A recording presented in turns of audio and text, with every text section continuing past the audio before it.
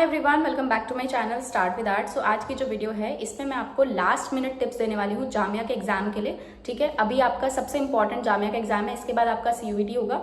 तो आज की वीडियो में हम बात करेंगे क्या क्या किस किस तरीके से आपको अपना पेपर करना है। वैसे मैंने मटेरियल लिस्ट की प्रॉपर एक वीडियो बनाई हुई है जो आपको एग्जाम में लेकर जानी होती है, बट स्टिल मैं एक और वीडियो के थ्रू आपको प्रॉपर मटेरियल लिस्ट आपको बता दूंगी। ठीक है, तो आज की वीडियो में हम बात करेंगे कि आप एग्जाम किस तरीके से अटेंड करेंगे जामिया का, चाहे आप पेंटिंग के लिए कर रहे हो, अप्लाइड के लिए कर रहे हो या आर्ट एजुकेशन के लिए। हम एक एक एग्जाम की अच्छे से बात करेंगे। ठीक है, सबसे पहले हम सिलेबस से स्टार्ट करते हैं और अप्लाइड आर्ट से स्टार्ट करते हैं, जामिया अप्लाइड आर्ट। ठीक है, अप्लाइड आर्ट जो आपका होता है, अप्लाइड आर्ट में पहले क्या होता था, आपका फिगर ड्राइंग आता था और आपका डिजाइन में लोगो, पॉजिटिव नेगेटिव स्पेस या फिर आपके इनिशियल्स यानी कि लेटर्स से आपका कुछ लोगो टाइप या कुछ डिजाइन क्रिएट करना। इस बार जो आपका डिजाइन अभी जैसे 2025 में भी मैंने देखा था कि लोगो डिजाइन आया हुआ था और एक स्टिकर डिजाइन आया हुआ था अमूल का। ठीक है, और एक तनिष्क का स्टिकर डिजाइन का जो पेपर था ऑलमोस्ट उसमें। ठीक है, और सेकंड आपकी फिगर ड्राइंग। बट अभी इस बार क्या हुआ है कि आपका स्टिल लाइफ आएगा। ठीक है, तो ये बहुत अच्छी चीज है अप्लाइड आर्ट वाले बच्चों के लिए कि आपको थोड़ा सा ईजी कर दिया गया है। स्टिल लाइफ आपकी आएगी, still life they will check. और स्टिल लाइफ आपको किस तरीके से करनी है वो थोड़ा सा मैं आपको बता देती हूँ। स्टिल लाइफ आपके सिर्फ applied art, art education Jamia में ही आने वाली अप्लाइड आर्ट और बाकी कॉलेज ऑफ आर्ट में आएगी। पेंटिंग में और आपका आर्ट एजुकेशन में स्टिल लाइफ नहीं आएगी। ठीक है, तो स्टिल लाइफ करने के लिए आपको जो भी साइज की शीट दी जाएगी, ठीक है, half imperial mostly they will give या फिर A3 भी दे सकता है, because I don't know. Half imperial देते थे वैसे फिगर ड्राइंग के लिए, तो शायद उसके लिए भी आपको हाफ इंपीरियल शीट मिले। तो प्रॉपर आपको स्पेस डिवीजन करना है। इसके ऊपर मैंने कुछ वीडियोस बनाई हुई है, तो आप उसको चेकआउट कर सकते हैं कि कैसे कैसे स्टिल लाइफ कर सकते हैं। बट फिर भी थोड़ा सा आइडिया दे देती हूँ। प्रॉपर आपको सिर्फ 1 घंटा मिलेगा स्टिल लाइफ करने के लिए, जैसे फिगर ड्राइंग में 1 घंटा मिलता है उतना ही आपको इसके लिए भी मिलेगा। ठीक है, जो आपका यहाँ पर कॉम्पोजिशन आता है, कॉम्पोजिशन की जगह आपको मिलेगा डिजाइन। ठीक है, उसमें आपको मिलता है 1 आवर 20 मिनट्स। तो 1 आवर 20 मिनट जो आपको मिलते हैं वो चीज़ अब आपको शायद आपके लोगो डिज़ाइन के लिए मिलेगी, और लोगो डिज़ाइन की मैंने प्रॉपर वीडियो बनाई हुई है, तो उसको भी आप आराम से चेकआउट कर सकते हैं। स्टिल लाइफ करने के लिए आपको बड़े से बड़ा ऑब्जेक्ट बनाना है, लीविंग द स्पेस। ठीक है, साइड में प्रॉपर स्पेस छोड़कर आपको बड़े से बड़ा बनाना है, यानी कि बहुत छोटा सा बनाकर आ जाए आप। चाहे हम फिगर ड्राइंग की भी बात करेंगे आगे, तब भी आपको सेम चीज़ अप्लाई करनी है। आपको जो आपके स्टिल लाइफ ऑब्जेक्ट्स हैं वो आपको बड़े से बड़े बनाने हैं। प्लस शेडिंग में वैल्यूज का बहुत ध्यान रखना है। ये नहीं होना चाहिए कि आपने जो शेडिंग करी है वो सारी सेम वैल्यूज में जा रही है, वो थोड़ा सा डिफरेंशिएट नजर आना चाहिए।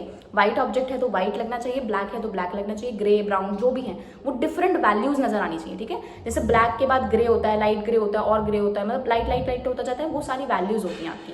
व्हाइट के बाद थोड़ा सा डार्क ग्रे होता है, फिर ग्रे ग्रे ग्रे ग्रे करके वो पूरा ब्लैक आ जाता है। तो इसी तरीके से आपकी जो है ये सारी वैल्यूज होती हैं जो कि आपको ध्यान में रखनी है। ठीक है, वैल्यूज आपके स्टिल लाइफ में दिखनी चाहिए। Majorly they will check this and the drawing proportions, majorly they will check drawing.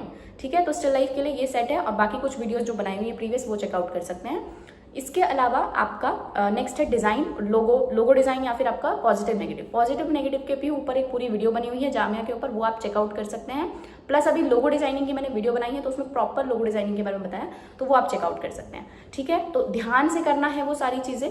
और लोगो डिजाइनिंग में आपका जो कलर आपको यूज करना है वो या तो इंक यूज करनी है, या फिर आप कैमल का जो ब्लैक पोस्टर कलर होता है उसमें मिक्स करके भी यूज कर सकते हैं। मतलब इंक में आप इसको मिक्स करके यूज कर सकते हैं, या फिर आप सिर्फ पोस्टर कलर भी यूज कर सकते हैं ब्लैक।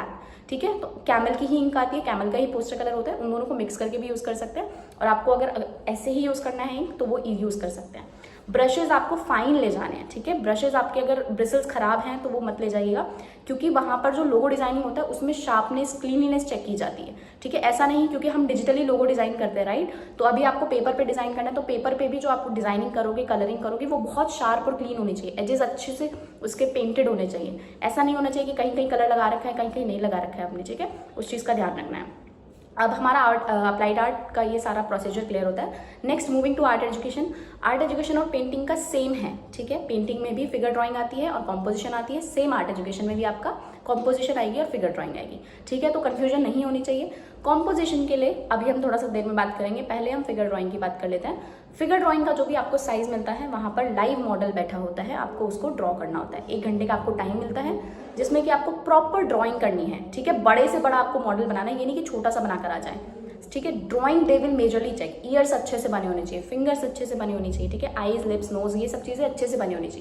जो भी इंसान आपका सामने बैठा है उसका कैरेक्टर नजर आना चाहिए। ठीक है, कि क्या फेशियल फीचर्स हैं, क्या बॉडी के एनाटॉमी है, वो सारी चीजें अच्छे से दिखनी चाहिए। ऐसा नहीं होना चाहिए कि सामने आपने प्रोपोर्शंस तो ठीक बनाए हैं लेकिन आपने मोटा कर दिया, पतला इंसान बैठा है आपने थोड़ा सा उसको मोटा बना दिया, या फिर मोटा बैठा है तो आपने उसको थोड़ा सा पतला कर दिया, या फिर अगर ओल्ड फिगर बैठी है तो आपने उसको थोड़ा सा जवानी वाला लुक दे दिया, उसका जो बॉडी पार्ट्स हैं या वो सारी चीज़ें वो थोड़ा सा वैसा लग रहा है। तो प्रॉपर आपको ये देखना है, majorly drawing they will check. Shading बहुत हल्की से, अगर आपके पास टाइम बचे तो आप कर सकते हैं, otherwise there is no need. बहुत हल्की हल्की शेडिंग, आपको कहीं पे डेप्थ दिखानी है, वो सारी चीज़ें करनी है, ठीक है। तो फिगर ड्राइंग के लिए यही टिप्स हैं कि बड़े से बड़ा बनाना है, प्रॉपर पूरे स्पेस का यूटिलाइजेशन करना है, एनाटॉमी और जो फिगर है अच्छा से दिखना चाहिए। अगर आपके सामने कोई 15 साल का बच्चा है तो 15 साल का दिखना चाहिए, 20 साल का है तो 20 साल का दिखना चाहिए, वो फील आना चाहिए कि हाँ सामने जो कैरेक्टर बैठा था वही आपने बनाया है।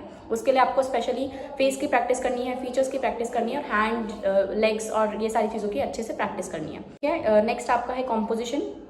कॉम्पोजिशन में आपको प्रॉपर जो भी स्पेस मिलेगा, आपको A3 साइज का स्पेस मिलता है, उसमें आपको 1/2 इंचेस का स्पेस छोड़ना है, मास्किंग टेप का यूज़ करना है, वाटर कलर्स फ्रेश अप्लाई करने हैं, ठीक है। फिगर्स थोड़े से बड़े बड़े बनाने हैं क्योंकि फोकस आपका फिगर्स होता है, ठीक है। ये नहीं है कि आपका बैकग्राउंड फोकस है, मेजरली फोकस आपका फिगर होता है। फिगर क्या एक्टिविटी परफॉर्म कर रही है वो दे विल चेक, ठीक है। मार्केट सीन है तो मार्केट में अगर कोई सब्जी खरीद रहा है तो वो फोकस है, ठीक है। Background is second thing.